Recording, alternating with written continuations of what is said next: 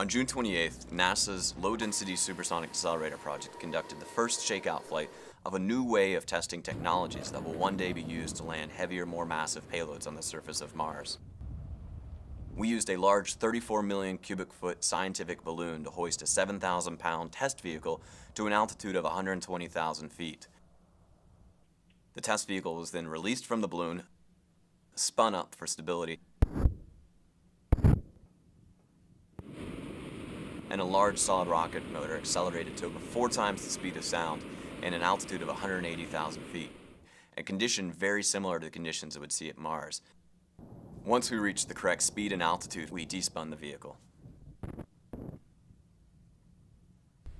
And then we got a chance to test our new supersonic inflatable decelerator. The camera lens covers deploy. We see that inflated very uniformly without disturbing the vehicle too much. And now we're seeing previously unreleased, high-definition, high-resolution, and high-speed video taken during the test. We used the supersonic inflatable decelerator to slow us to something closer to 2.5 times the speed of sound. We use a balloon to help deploy the new supersonic parachute. The balloon is shot out the back of the vehicle at over 200 feet per second, and then we cut the balloon free and it begins to pull the parachute off the back of the vehicle.